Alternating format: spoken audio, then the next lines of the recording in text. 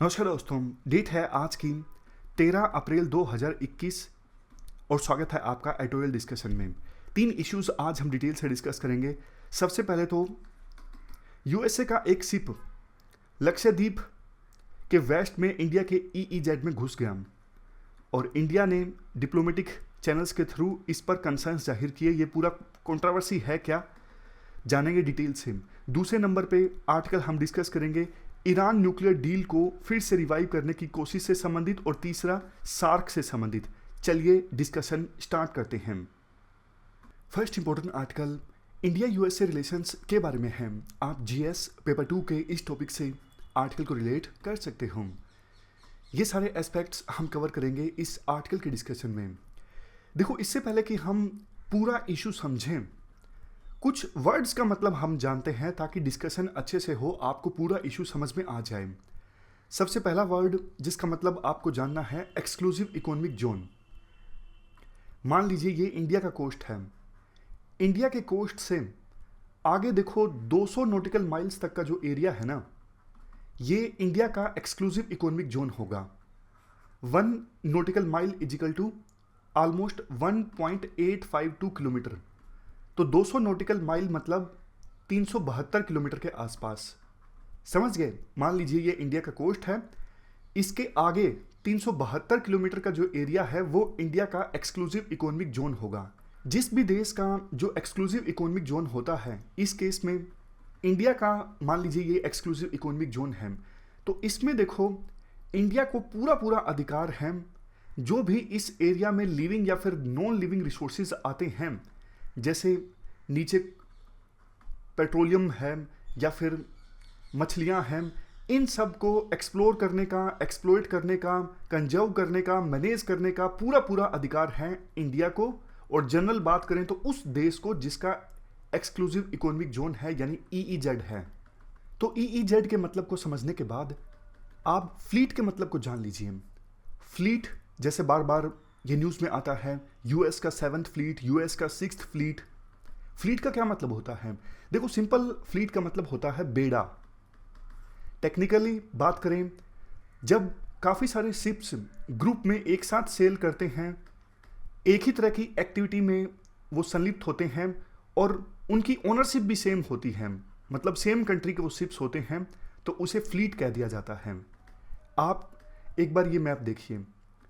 US चूंकि देखो global power है, सुपर पावर है, तो यूएसए ने अपने फ्लीट तैनात करके रखे हैं पूरे वर्ल्ड में।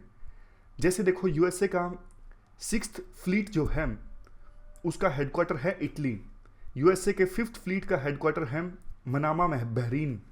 तो पूरे वर्ल्ड में आप देख सकते हो यूएसए के फ्लीट्स तैनात हैं। फ्लीट्स मतलब बेड़े जिसमें काफ़ी सारे शिप्स होते हैं। अभी न्यूज़ में है यूएसए का 7th फ्लीट जिसका हेडक्वार्टर है जापान। वैसे देखो, जब आपने बांग्लादेश लिबरेशन वार 1971 के बारे में पढ़ा होगा, तब भी इसका जिक्र आता है।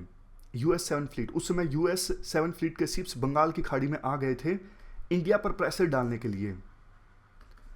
खैर, तो ये दूसरी टर्म थी जिसके बारे में हमने डिस्कस किया, फ्लीट। अब तीसरी टर्म जानिए, अनक्लोज, यानी UN convention on the laws of the sea 1982। ये क्या है? ये कन्वेंशन क्या है? ये देखो एक इंटरनेशनल ट्रीटी है जो कि एक रेगुलेटरी फ्रेमवर्क प्रोवाइड करती है कि वर्ल्ड में जो सीज हैं या फिर ओशियंस हैं उनका इस्तेमाल कैसे होना चाहिए। समझ गए? मैं फिर से बोलता हूँ सिंपल भाषा में, वर्ल्ड में जो सीज और ओशियंस हैं उनका इस्तेमाल कैसे करें विभिन्न देश, उसको रेगुलेट करने के लिए फ्रेमवर्क प्रोवाइड करती है ये ट्रीटी। ट्रीटी सिग्नेचर के लिए ओपन हुई थी 1982 में, जमैका के मोंटेगो बे में, फोर्स में आई 1994 में। इस कन्वेंशन को रेटिफाई किया गया है 168 पार्टीज के द्वारा, जिसमें से 167 तो स्टेट्स हैं और इसके अलावा एक यूएन ऑब्जर्वर स्टेट पैलेस्टीन है। इसके साथ साथ कुक आइलैंड्स और न्यू एंड यूरोपियन यूनियन, इन्होंने भी इस कन्वेंशन को रेटिफाई किया है। न्यू कहाँ पे है? ये देखो वेस्टर्न पैसिफिक ओशन में है। एक बार मैं आपको दिखा देता हूँ। ये ऑस्ट्रेलिया है और यहाँ पे छोटा सा आइलैंड कंट्री है न्यू। तो खास बात देखो ये है जिसपे आगे एक क्वेश्चन रेज होगा।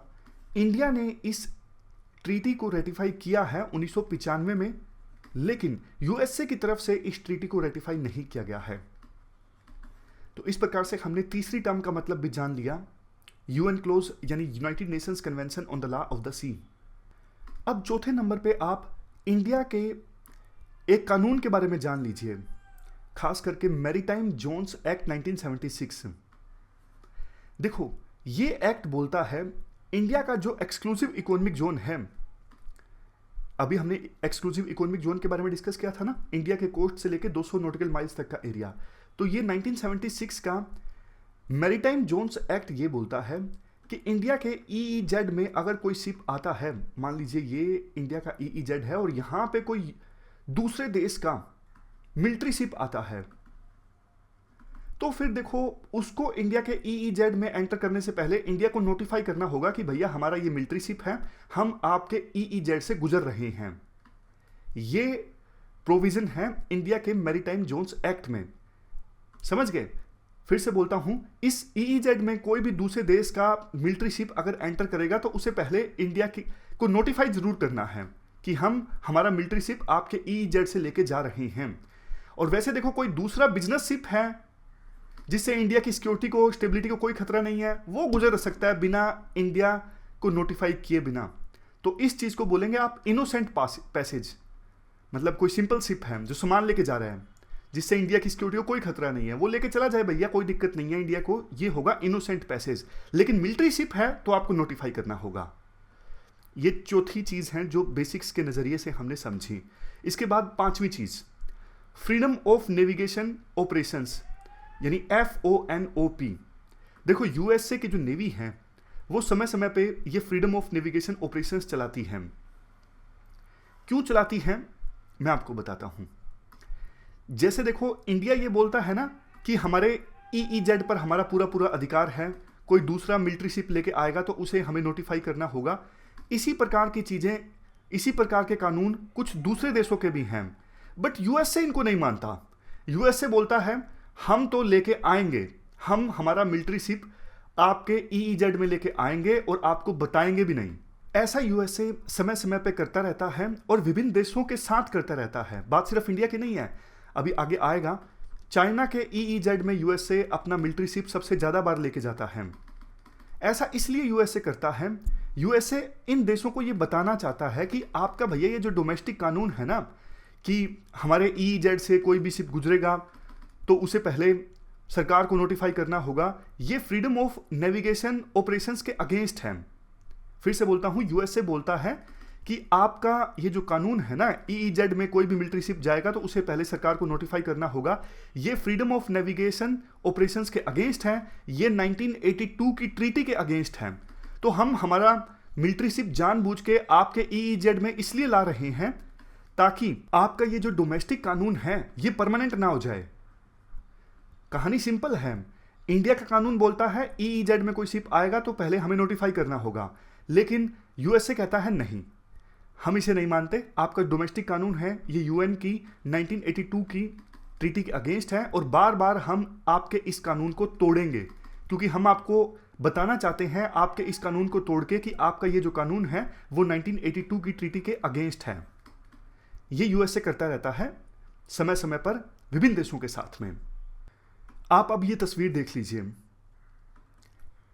पिछले कुछ सालों में ऑलमोस्ट हर साल यूएसए अपना जो मिलिट्री शिप है इंडिया की कंसेंट के बिना इंडिया के ईईजेड में लेकर आता ही है। 2021 में लेके आया, 20 में कोरोना की वजह से नहीं लेके आया, 2018 में भी कुछ हो गया होगा, अदरवाइज हर साल यूएसए लेके आता है। ये कोई नई चीज नहीं है कि इस बार कुछ नया हुआ है कि यूएसए पहली बार इंडिया के ईईजेड में अपना शिप लेके आ गया है इंडिया की कंसेंट के बिना, ऐसा कुछ नहीं है। लेकिन नया ये है कि इस बार यूएसए ने एक स्टेटमेंट जारी कर दी। अदरवाइज तो देखो ये रूटीन की एक्टिविटी होती है, यूएसए अपनी एनुअल रिपोर्ट में ये दे देता है कि हाँ हम अपना जो मिलिट्री शिप है वो इंडिया के ईईजेड में लेके गए थे और ये रूटीन एक्टिविटी थी, ऐसा यूएसए अपनी एनुअल रिपोर्ट में बता देता है। लेकिन इस बार यूएसए ने स्पेशल स्टेटमेंट जारी कर दी और स्टेटमेंट जारी कर दी तो सोशल मीडिया पर विभिन्न फॉरेन पॉलिसी एक्सपर्ट्स ने उस स्टेटमेंट को उठा लिया, इसीलिए कंट्रोवर्सी जनरेट हो गई। कंट्रोवर्सी भी देखो इस तरह से जनरेट हो गई कि यूएसए के साथ तो हमारी नज़दीकियां बढ़ रही हैं, एक तरफ यूएसए दोस्ती को और ज़्यादा मजबूत करने का ढोंग कर रहा है, दूसरी तरफ इंडिया के ईईजेड में हमारे से पूछे बिना अपना मिलिट्री शिप लेके आ गया, ये तो गद्दारी है। ऐसा गद्दारी वगैरह कुछ नहीं है, ये रूटीन की उनकी एक्टिविटी थी, उन्होंने स्टेटमेंट जारी कर दी। और देखो यूएसए को पता था ऐसी कंट्रोवर्सी जनरेट हो सकती है, इसलिए इंडिया के साथ साथ मालदीव, जिनके साथ में यूएसए का डिफेंस एग्रीमेंट साइन हुआ 2020 में, मालदीव के ईईजेड में भी यूएसए ने अपना मिलिट्री शिप वो ले गए बिना मालदीव की सरकार के कंसेंट के। आमतौर पे देखो यूएसए ऐसा ना freedom of navigation operations China के संदर्भ में ज्यादा चलाता है। 2016 में चाइना के ईईजेड में यूएसए अपना वारशिप ले गया 3 बार, 2017 में 4 बार, 2018 में 6 बार, 2019 में 8 बार, 2020 में 9 बार। तो इंडिया के ईईजेड में यूएसए अभी अपना जो शिप लेके गया और स्टेटमेंट जारी की, इससे यह जाहिर होता है यूएसए शायद चाइना को सिग्नल देना चाहता है आपके एक्सक्लूसिव इकोनॉमिक जोन में यूएसए अपना वारशिप भेजेगा, आने वाले समय में लगातार भेजेगा और आप इसके लिए तैयार रहिए। तो एक प्रकार से सिग्नल है चाइना को। अब देखो इश्यूज मैं आपको बताता हूं। ठीक है, यूएसए की ये रूटीन की एक्टिविटी थी, इस बार यूएसए ने स्पेशल स्टेटमेंट जारी कर दी, इसलिए विवाद हो गया। बट देखो चूंकि इंडिया और यूएसए अब और ज़्यादा मजबूत पार्टनर होने वाले हैं आने वाले सालों में, तो इस चीज़ को लेकर टकराव तो आगे भी पैदा हो सकता है ना। आगे भी जब यूएसए अपना शिप भेजेगा इंडिया के ईईजेड में, तब भी कंट्रोवर्सी जनरेट हो सकती है इंडिया को बताए बिना अगर वो अपना शिप भेजेगा। तो अभी दोनों देशों को इस पे बात कर लेनी चाहिए और सबसे पहले तो इंडिया को क्लैरिफाई करने की आवश्यकता है। इंडिया कहता है हमारा जो डोमेस्टिक कानून है ना, मैरीटाइम जोन एक्ट 1976, ये 1982 की कन्वेंशन के अकॉर्डिंग है। तो इंडिया को ये और ज़्यादा अच्छे से क्लैरिफाई करना चाहिए कि कैसे आपका ये 1982 की सी कन्वेंशन के अकॉर्डिंग है, आपका ये 1976 का एक्ट किस प्रकार से आपने 1982 की कन्वेंशन को इंटरप्रेट किया है, जिससे आपको ये राइट मिल जाता है कि आपके ईईजेड में अगर कोई मिलिट्री शिप जाएगा तो उससे पहले उसको आपको नोटिफाई करना होगा। तो इंडिया को अपना स्टैंड क्लियर करना चाहिए कैसे उसने 1982 की कन्वेंशन को इंटरप्रेट किया है। हालांकि यूएसए ने भी कहा है कि हम फ्रीडम ऑफ नेविगेशन ऑपरेशंस को लेके नए एसओपी, नए स्टैंडर्ड ऑपरेटिंग प्रोसीजर जल्द ही अपनाएंगे। तो हो सकता है उसमें भी यूएसए अपने partner countries for example India के कंसर्न्स को ध्यान में रखे। दूसरा इशू देखो ये है, यूएसए बार बार बोलता तो है कि आपके जो डोमेस्टिक लॉज हैं वो 1982 की कन्वेंशन के अगेंस्ट है। भैया एक बात बताओ, आपने कन्वेंशन को रेटिफाई भी किया है? याद कीजिए शुरू में हमने क्या डिस्कस किया था, यूएसए ने इस कन्वेंशन को रेटिफाई नहीं किया है। तो मतलब आपने किया ही नहीं रेटिफाई, तो आप क्यों बोल रहे हो कि आपके जो डोमेस्टिक कानून है कन्वेंशन के अगेंस्ट है? कम से कम आप कन्वेंशन को रेटिफाई तो करो। इंडिया ने तो इस कन्वेंशन को रेटिफाई कर रखा है। दूसरी चीज़, इंडिया को दिक्कत ये है, कल को ना ये यूएसए, अभी तो यूएसए इंडिया का पार्टनर कंट्री है, ये इंडिया के एक्सक्लूसिव इकोनॉमिक जोन में अपना मिलिट्री शिप लेके आया है इंडिया को नोटिफाई किए बिना। कल को चाइना लेके आ जाता है, कोई दूसरा कंट्री लेके आ जाता है, तब इंडिया क्या करेगा? ये समझाना चाहता है इंडिया यूएसए को कि भैया आप तो आज लेके आए हो, कल को चाइना लेके आ गया और चाइना एग्जाम्पल देगा कि यूएसए भी तो लेके आता है इसलिए हम भी लेके आए हैं, तो उस समय इंडिया के लिए मुश्किल भरी सिचुएशन पैदा हो जाएगी। इसलिए इंडिया यूएसए को बोलना चाहता है आप ऐसा मत कीजिए, गलत प्रेसिडेंट सेट हो जाएगा, दूसरे देश भी हमारे एक्सक्लूसिव इकोनॉमिक जोन में अपना मिलिट्री शिप लाना स्टार्ट कर देंगे बिना हमें नोटिफाई किए। लास्ट में कंक्लूजन में कहा जाता है अभी तो देखो इस कंट्रोवर्सी को डिप्लोमेटिकली हैंडल कर लिया गया, इंडिया ने अपने कंसर्न्स जाहिर किए डिप्लोमेटिक चैनल्स से, लेकिन ये सिर्फ एक टेम्परेरी सॉल्यूशन हुआ। परमानेंट सॉल्यूशन को फाइंड आउट करने पे फोकस करना चाहिए दोनों देशों को इस इशू पर। तो ये हमने पूरा आर्टिकल डिस्कस किया, चलते हैं आगे। इसके बाद नेक्स्ट आर्टिकल सार्क से संबंधित है। आप जीएस पेपर 2 के इस टॉपिक से आर्टिकल को रिलेट कर सकते हो। उदय बालकृष्णन के द्वारा ये आर्टिकल लिखा गया है और ये एस्पेक्ट हम कवर करेंगे इस आर्टिकल के डिस्कशन में। कंटेक्स्ट क्या है? कंटेक्स्ट से आप परिचित हो। देखो पिछले कुछ दिनों में इंडिया और पाकिस्तान के रिलेशन में थोड़ी नरमी आई है। कल भी हमने काफ़ी सारी चीज़ें डिस्कस की थी जब हमने India Pakistan back channel talks के बारे में डिस्कस किया था कि कैसे सबसे पहले दोनों देशों की मिलिट्री ने 2003 के एग्रीमेंट को फिर से रिवाइव किया। इंडस वाटर ट्रीटी से संबंधित टॉक्स रिवाइव हुई। पाकिस्तान नेशनल डे के मौके पर प्रधानमंत्री मोदी ने पत्र लिखा, उसका जवाब भी दिया गया इमरान खान के द्वारा। तो राइटर के अनुसार अभी देखो एक सेंस इमर्ज होके आ रहा है कि ना तो जो पाक अधिकृत कश्मीर है उसको इंडिया ले सकता है और ना ही जम्मू एंड कश्मीर पाकिस्तान ले सकता है इंडिया से। तो क्यों ना अभी जो LOC है, लाइन ऑफ कंट्रोल है, उसको ही इंटरनेशनल बॉर्डर मान लिया जाए और कश्मीर के इशू को दफन कर दिया जाए। साउथ एशिया के कंट्रीज मिल के लड़ाई लड़ें। साउथ एशिया रीजन में जो पॉवर्टी है, मालन्यूट्रिशन है या फिर अनएम्प्लॉयमेंट है, इन इश्यूज के अगेंस्ट। देखो साउथ एशिया रीजन अगर इंटीग्रेट होता है ना तो इसका पूरे रीजन को फायदा होगा। अभी इंट्रा यूरोपियन यूनियन जो ट्रेड है ना वो 40-45% के आसपास है। इंट्रा आसियान जो ट्रेड है ना वो 25% के आसपास है, जबकि इंट्रा सार्क ट्रेड 5% से भी कम है। बाकी रीजनल ऑर्गेनाइजेशंस ने अच्छा काम किया है रीजन को इंटीग्रेट करने में, लेकिन सार्क असफल साबित हुई है।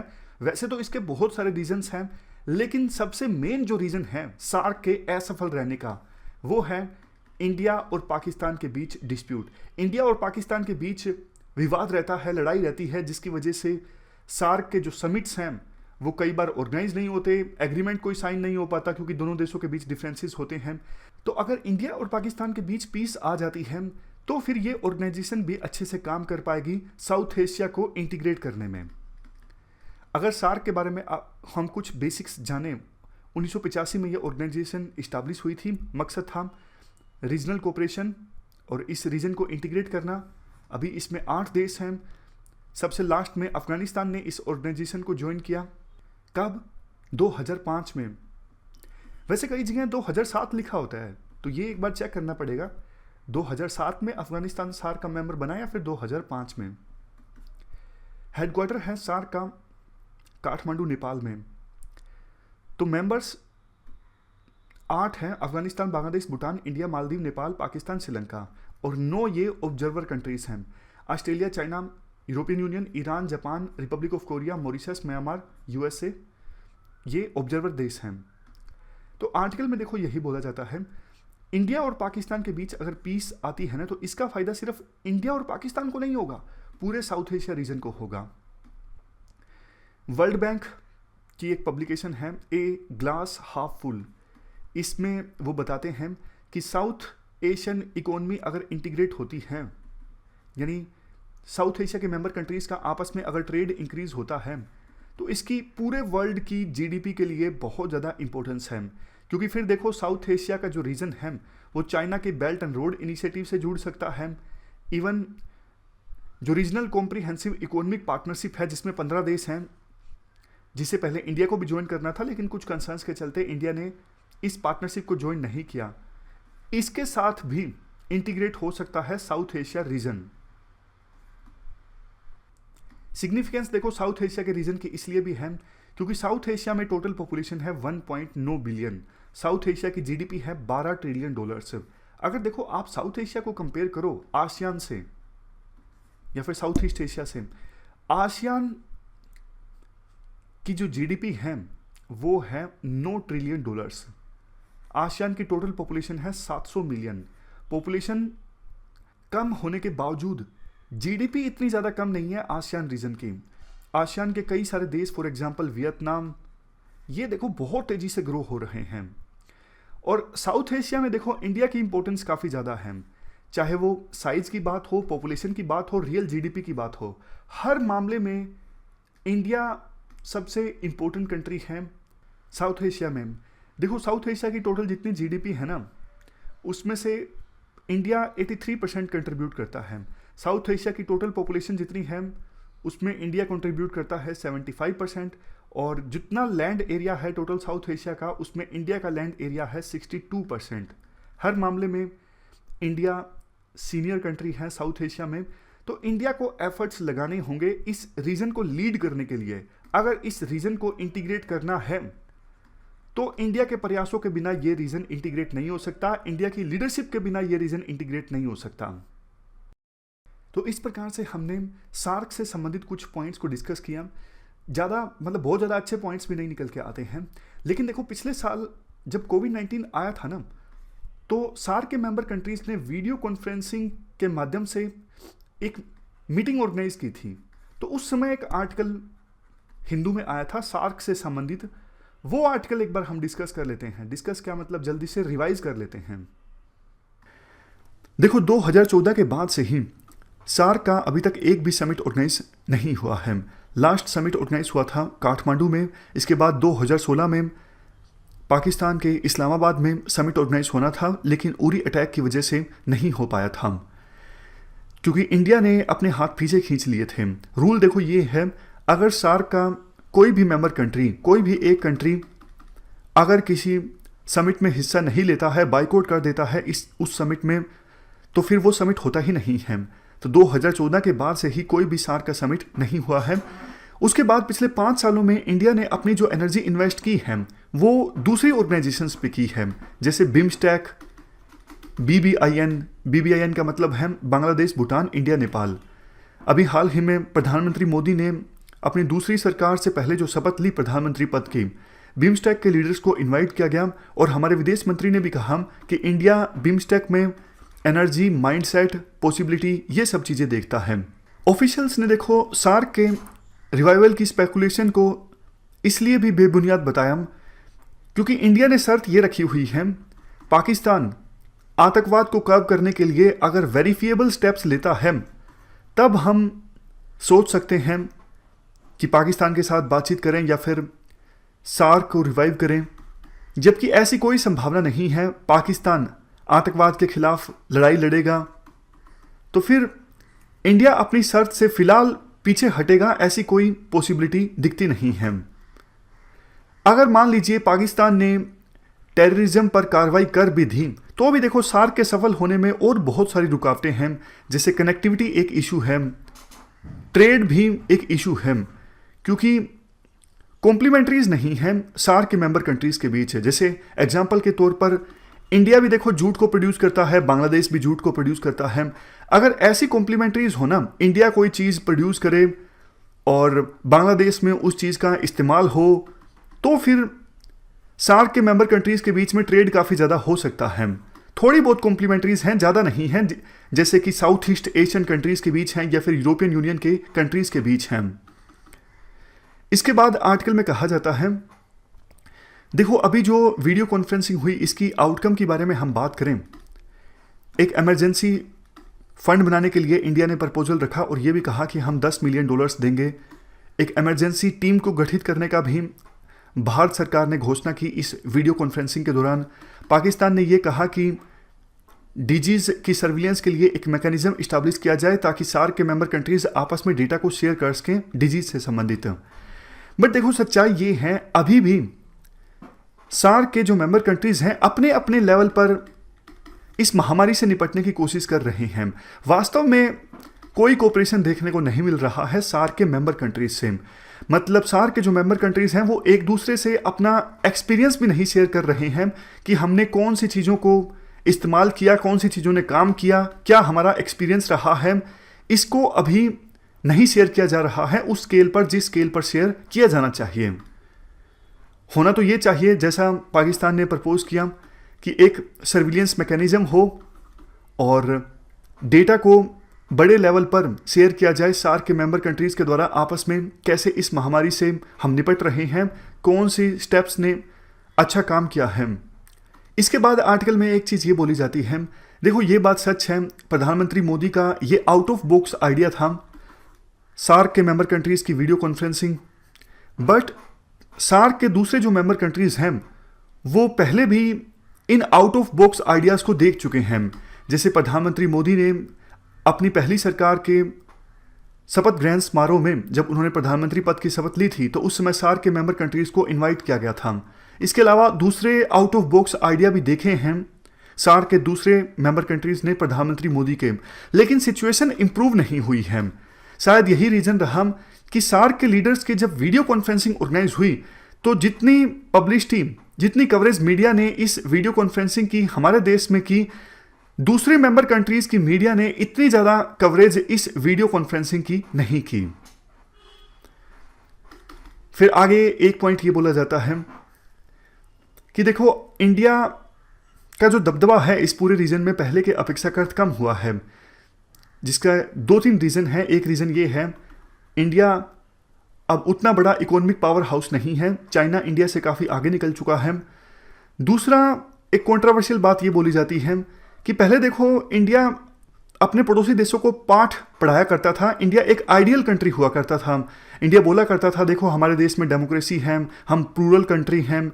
लेकिन जिस प्रकार से सिटीजनशिप अमेंडमेंट एक्ट 2019 या फिर दूसरे जो इश्यूज हाल फिलहाल में निकल के आए हैं, इससे पड़ोसी देशों में भी हमारी जो इमेज है वो प्रभावित हुई है। हमारे पड़ोसी देशों को लगता है कि इंडिया हमसे अलग नहीं है, बस हमारा एक बड़ा वर्जन है, इंडिया एक आइडियल कंट्री नहीं है, ऐसा अब हमारे पड़ोसी देशों को लगता है। ये राइटर का मानना है। इसके बाद लास्ट में कंक्लूजन में एक बात ये बोली जाती है, देखो असली जो इंडिया का टेस्ट होगा वो 6 महीने बाद होगा, जब ये महामारी रुक जाएगी और हमारे जो पड़ोसी देश हैं जैसे भूटान, मालदीव, श्रीलंका, इनकी टूरिज्म इंडस्ट्री पर बहुत बुरा प्रभाव पड़ा होगा और इनको अर्जेंट नीड की आवश्यकता होगी, ये चाइना की तरफ रुख करेंगे। तो उस सिचुएशन में इंडिया, जिसने खुद ने महामारी झेली होगी, इंडिया कितनी मदद कर पाता है इन छोटे छोटे देशों की, इससे यह तय होगा कि फ्यूचर में ये देश इंडिया की तरफ कितने इंक्लाइंड होंगे, इंडिया के लीडरशिप को स्वीकार करेंगे या फिर नहीं करेंगे। तो इस चीज के लिए इंडिया को पहले से तैयार रहना चाहिए। Next article Iran nuclear deal से संबंधित है। आप जीएस पेपर 2 के इस टॉपिक से आर्टिकल को रिलेट कर सकते हो। ये सारे एस्पेक्ट्स हम कवर करेंगे इस आर्टिकल के डिस्कशन में। क्या कंटेस्ट है, देखो 2015 में जो ईरान न्यूक्लियर डील साइन हुई थी ना, उसमें एक तरफ 6 देश थे, 5 तो सिक्योरिटी काउंसिल में जो 5 परमानेंट मेंबर्स हैं, USA, UK, France, Russia, China, plus में जर्मनी, ये 6 देश थे। P5+1 आप इन्हें कह लीजिए, या फिर E3+3। दूसरी तरफ था ईरान, इन्होंने न्यूक्लियर डील साइन की थी, जिससे यूएसए बाहर आ गया 2018 में, जब ट्रंप यूएसए के राष्ट्रपति थे। उसके बाद ईरान ने न्यूक्लियर वेपन्स को हासिल करने की दिशा में ईरान आगे बढ़ने लगा और पहले 2015 के तहत ईरान को जो रूल्स फॉलो करने थे उन रूल्स को ईरान ने तोड़ना स्टार्ट कर दिया। अभी हम जानेंगे भी सही कौन कौन से जो रूल्स हैं जिसको ईरान ने तोड़ना स्टार्ट किया जब यूएसए इस डील से बाहर आ गया। क्योंकि ईरान ने बोला अगर यूएसए ही नई डील को फॉलो कर रहा है, फिर से ईरान के ऊपर सैंक्शंस लगा दिए हैं, तो फिर हम क्यों फॉलो करें, हम भी फिर न्यूक्लियर वेपन को हासिल करने की दिशा में आगे बढ़ेंगे।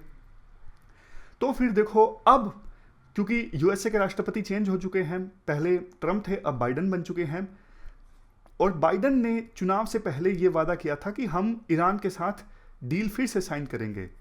तो अब उस दिशा में एक कदम बढ़ाया गया है और वियना में बातचीत हुई है। वियना में P5+1 के जो यूएसए को छोड़ के जो 5 मेंबर्स हैं, इन 6 में से यूएसए को छोड़ के 5 मेंबर्स प्लस ईरान की बातचीत हुई कि कैसे फिर से डील को रिवाइव किया जाए। हालांकि देखो यूएसए के जो एनवॉय हैं रॉबर्ट माले, वो भी वहां पे मौजूद थे, लेकिन रॉबर्ट माले ने सीधा सीधा ईरान के डेलीगेशन के साथ कोई मुलाकात नहीं की। इसके बाद आर्टिकल में बताया जाता है ये वो रूल्स हैं, लिमिटेशंस हैं जो ईरान ने तोड़नी स्टार्ट कर दी थी यूएसए के इस डील से बाहर आने के बाद। जैसे देखो डील ने ईरान के ऊपर लिमिट लगाई थी कि ईरान 300 किलोग्राम से ज़्यादा लो इनरिच्ड यूरेनियम नहीं प्रोड्यूस कर सकता, लेकिन ईरान ने इस लिमिट को तोड़ दिया। उसके बाद 130 मिलियन टन हैवी वाटर से ज़्यादा हैवी वाटर ईरान ने प्रोड्यूस कर लिया। नेक्स्ट, यूरेनियम का जो इनरिचमेंट लेवल था उसे भी इंक्रीज कर दिया। देखो थोड़े से बेसिक्स मैं आपको बता देता हूँ। जो नेचुरल यूरेनियम होता है ना, उसमें यूरेनियम 235 इसकी परसेंटेज सिर्फ 0.7% होती है। तो इतने इनरिचमेंट से न्यूक्लियर फ्यूल बनता नहीं है, न्यूक्लियर वेपन बनेगा नहीं। ऑलमोस्ट यूरेनियम में जब यूरेनियम 235 की कॉन्सेंट्रेशन 90% से ज़्यादा होगी ना, तब जाके न्यूक्लियर वेपन बनता है।